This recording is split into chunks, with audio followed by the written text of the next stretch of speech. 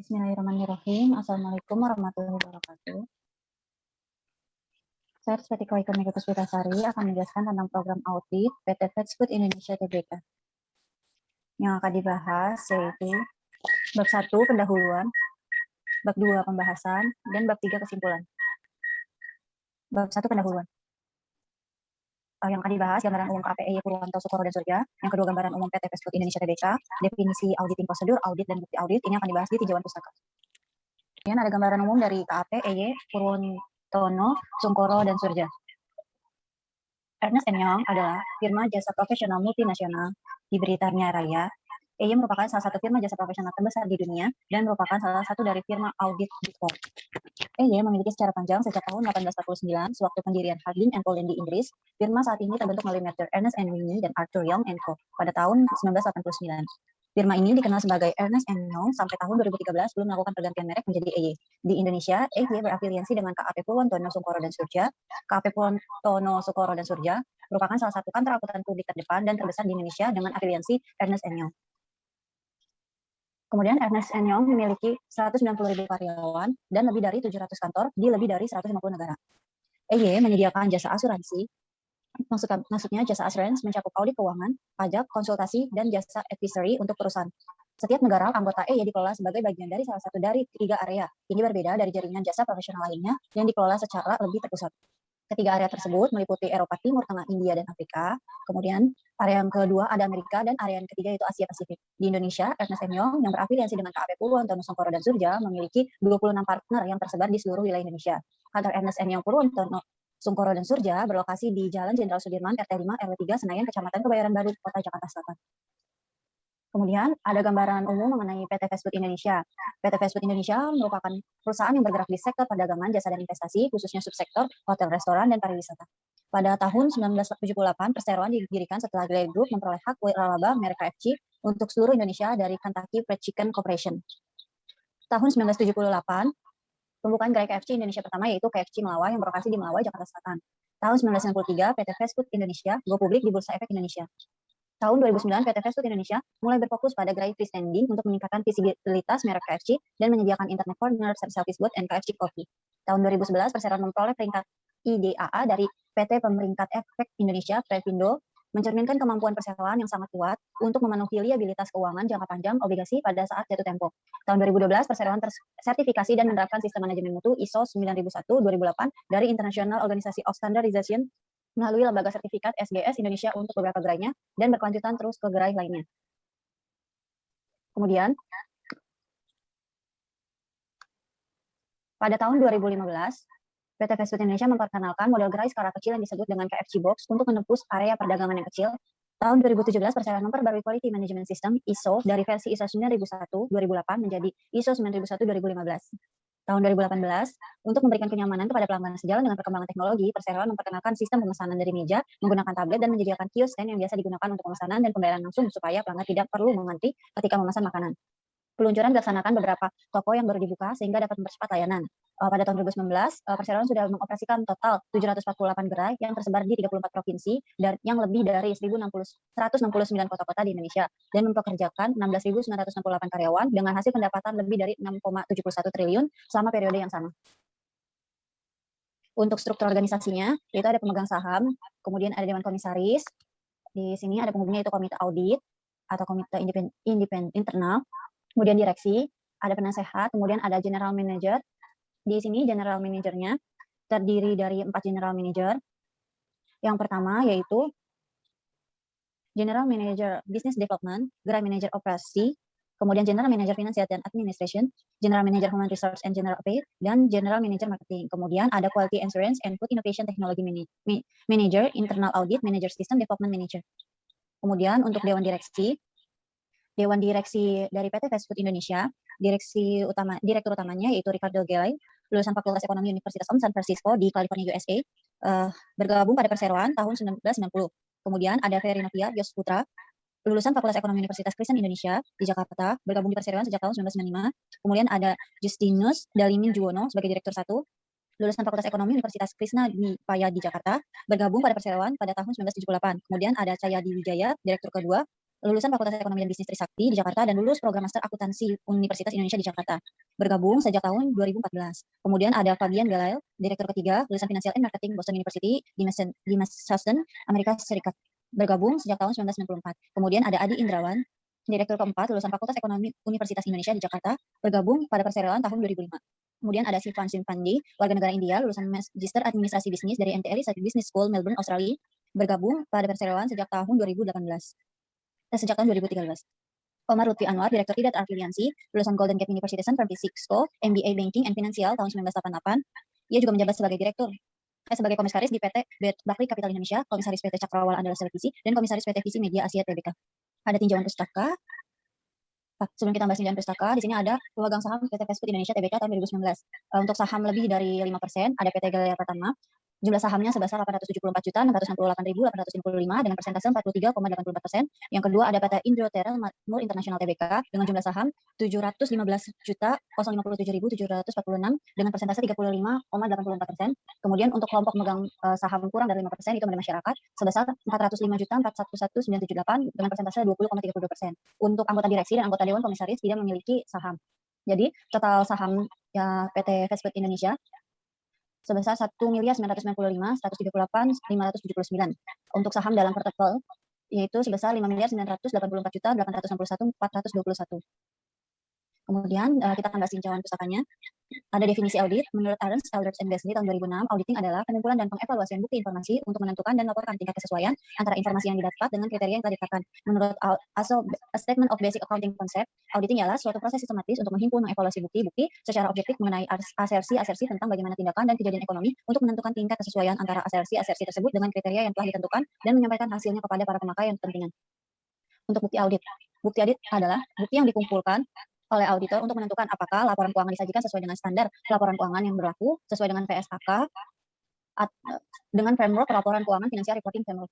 Bukti audit laporan keuangan terdiri dari yang pertama, bukti pembukuan, accounting record, seperti jurnal, buku pembantu, buku besar, atau file transaksi dan file induk, master file. Yang kedua ada bukti pendukung, corroborating information, seperti bukti transaksi dan bukti-bukti pendukung buku lainnya. Bukti audit biasanya dikelompokkan menjadi yang pertama ada pemeriksaan fisik, physical examination. Bukti fisik merupakan hasil dari inspeksi fisik dan perhitungan fisik serta prosedur observasi. Yang kedua ada konfirmasi. Bukti konfirmasi merupakan hasil dari pengujian konfirmasi. Yang ketiga ada inspeksi hasil dari prosedur checking, coaching, dan inspeksi dokumen. Yang keempat ada prosedur analitis. Bukti analisisnya merupakan hasil dari prosedur analisis ini. Kemudian ada tanya jawab atau wawancara inquiry. Bukti pernyataan tertulis yang merupakan hasil dari prosedur wawancara yang diikuti dengan permintaan tertulis. Kemudian ada rekalkulasi. Buktinya itu bukti matematika yang merupakan hasil dari pengujian matematika seperti perkalian, penjumlahan, dan sebagainya. Yang ketujuh ada pelaksanaan ulang, reperformance, bukti pengerjaan ulang, hasil dari pengerjaan ulang suatu prosedur atau proses yang biasanya dilakukan untuk menghasilkan bukti audit tertentu. Kemudian yang terakhir ada observasi. Buktinya ini bisa juga menghasilkan bukti fiksi. Prosedur audit adalah langkah-langkah yang ditempuh oleh auditor untuk mengumpulkan dan menguji bukti audit. Kategori prosedur audit yang pertama, proses pemahaman SPI, sistem pengendalian internal. Yang kedua, proses pengujian SPI. Pengujian pengendalian dilakukan untuk menentukan kelayakan dari rencangan dan efektivitas operasi dari pengendalian intern khusus. Pengujian pengendalian mencakup prosedur-prosedur audit seperti melakukan wawancara dengan pegawai yang tepat, memeriksa dokumen, catatan-catatan, dan laporan-laporan, mengamati kegiatan-kegiatan pengendalian, melaksanakan kembali proses auditan. Kemudian prosedur yang ketiga yaitu prosedur pengujian substantif. Prosedur pengujian substantif adalah prosedur-prosedur yang didesain untuk menguji kesalahan dalam nilai rupiah yang mempengaruhi langsung kebenaran dari saldo-saldo dalam laporan keuangan. Nah, di pengujian substantif ini terdapat 3 macam. Yang pertama, ada pengujian substantif atas transaksi.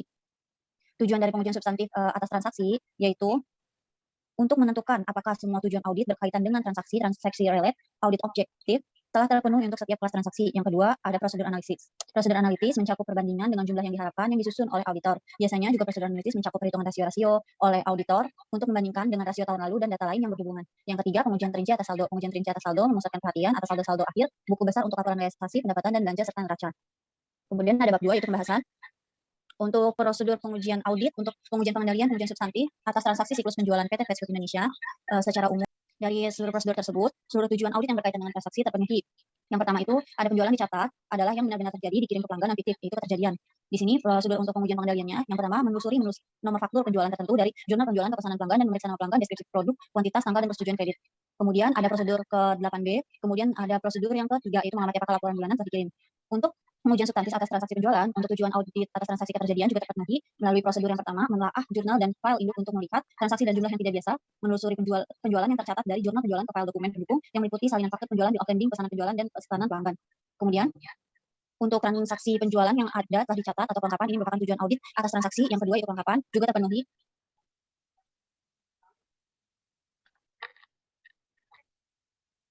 Untuk tujuan kelengkapan ini juga terpenuhi melalui prosedur ketujuh dan keempat untuk pengujian pengendalian, sedangkan untuk pengujian substantif atas transaksi ini terpenuhi oleh prosedur yang keenam. Kemudian penjualan yang dicatat sebesar jumlah barang yang dikirim dan ditagih serta dicatat dengan benar atau tujuan keakuratan audit ini juga terpenuhi dengan prosedur nomor 5 dan prosedur nomor 3 untuk pengujian pengendalian, dan untuk pengujian substantif atas transaksi juga terpenuhi dengan prosedur nomor 8D dan 8B. Kemudian ada transaksi penjualan dimasukkan dengan benar ke dalam file induk penjualan, file induk piutang usaha, dan diintisar dengan benar atau posting and intisar. Ini tujuan audit selanjutnya yang dipenuhi dengan prosedur nomor 3 dengan mengamati apakah laporan bulanan telah dikirim. Ini merupakan pengujian pengendalian, dan untuk pengujian substantif atas transaksi ini terpenuhi melalui prosedur yang kedua dan ke-8A. Sedangkan untuk transaksi penjualan diklasifikasikan dengan benar atau klasifikasi yang merupakan tujuan audit terpenuhi untuk pengujian pengendalian dengan prosedur nomor 8B, dan untuk pengujian substantif atas transaksi terpenuhi oleh prosedur 8B. Kemudian untuk tujuan yang terakhir, menetapkan waktu penjual dicatat pada tanggal yang benar, ini juga terpenuhi dengan pengujian pengendalian prosedur nomor 7 dan pengujian substantif atas transaksi prosedur 8B dan C. Selanjutnya ada pengujian pengendalian, pengujian substantif atas transaksi penerimaan kas. Di sini terdapat 15 prosedur juga memenuhi tujuan dari audit transaksi atas penerimaan kas. Tujuan audit yang berkaitan dengan transaksi yang pertama yaitu kejadian penerimaan kas yang dicatat adalah yang benar-benar terjadi dikirim ke pelanggan non fiktif.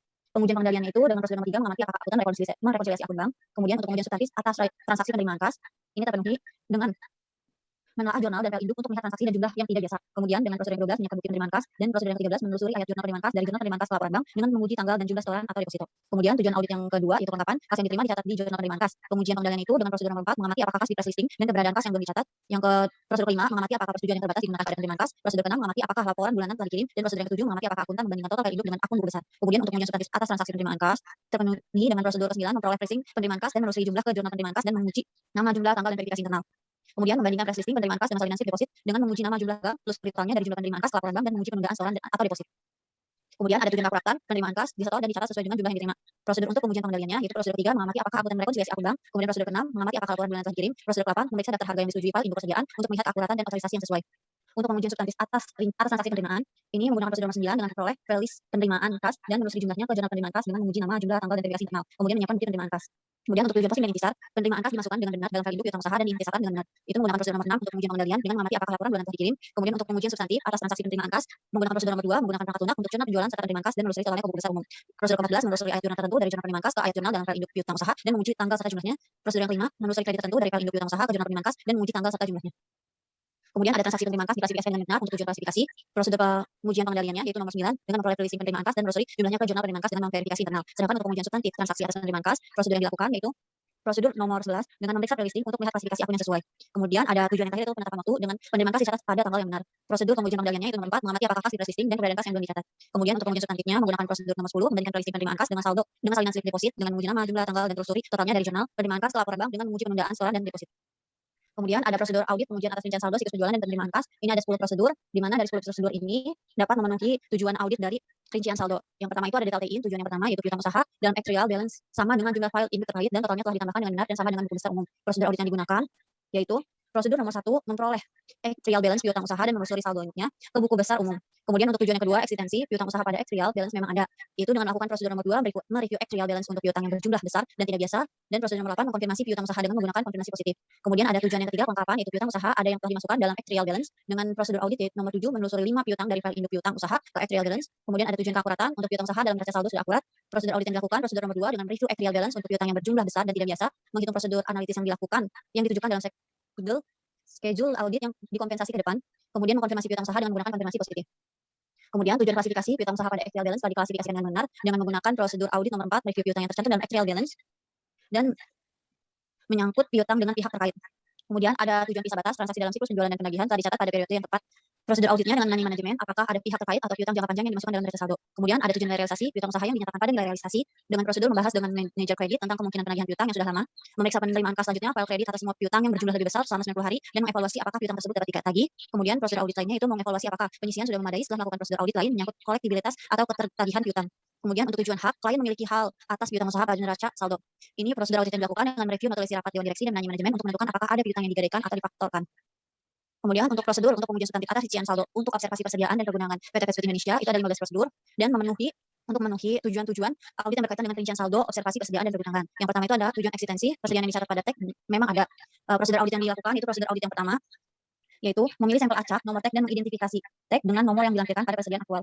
Kemudian untuk tujuan kelengkapan, persediaan yang ada dihitung dan diberi tag, dan tag diperhitungkan untuk memastikan tidak ada yang hilang. Prosedur yang dilakukan dengan memeriksa persediaan untuk memastikan bahwa persediaan telah diberi tag. Prosedur yang kedua yaitu menyelidiki persediaan di lokasi lainnya, dan prosedur yang ketiga dengan memperhitungkan semua tag yang digunakan dan tidak digunakan untuk memastikan tidak adanya yang hilang atau hilang secara sengaja.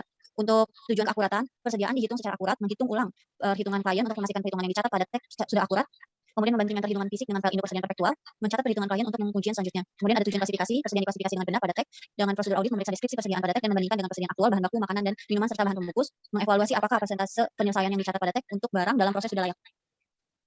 Kemudian untuk tujuan visa batas, informasi diperoleh untuk memastikan penjualan dan pembelian persediaan dicatat pada periode yang benar. Prosedur yang dilakukan yaitu mencatat dalam file audit untuk tindak lanjut berikutnya atas dokumen pengiriman terakhir yang digunakan pada akhir tahun, kemudian mereview area pengiriman untuk persediaan yang dipisahkan dari pengiriman tetapi belum diperhitungkan, kemudian mereview area penerimaan untuk persediaan yang harus dilibatkan dalam perhitungan fisik. Kemudian ada tujuan realisasi, item tersedia yang usang tidak dapat digunakan, dikecualikan atau dicatat. Menguji persediaan yang usang dengan menanyakan karyawan publik dan manajemen serta mewaspadai item yang rusak atau berlokasi di tempat yang tidak layak. Tujuan yang terakhir yaitu hak, klien memiliki hak atas persediaan yang dicatat. Prosedur yang dilakukan dengan menanyai tentang konsinyasi atau persediaan pelanggan yang dicantumkan pada premis klien dan mewaspadai persediaan yang terpisah atau diberi tanda khusus sebagai indikasi kepemilikan. Jadi kesimpulan dari program audit ini, berdasarkan pengajuan yang telah dilakukan, pengujian pengendalian, pengujian substantif atas penjualan dan penerimaan kas PT Fast Food Indonesia sudah memenuhi 6 tujuan transaksi yaitu penetapan waktu, keakuratan, kelengkapan posting dan intisar, keterjadian dan klasifikasi. Untuk prosedur pengujian substantif atas rincian saldo atas penjualan dan penerimaan kas PT Fast Food Indonesia sudah memenuhi 8 tujuan audit yaitu detail key-in, eksistensi, kelengkapan, keakuratan, klasifikasi, visa batas, dan realisasi dan hak. Untuk prosedur pengujian audit rincian saldo atas observasi persediaan fisik dan pergunaan juga telah memenuhi 7 tujuan audit yaitu eksistensi, kelengkapan, keakuratan, klasifikasi, visa batas, realisasi dan hak.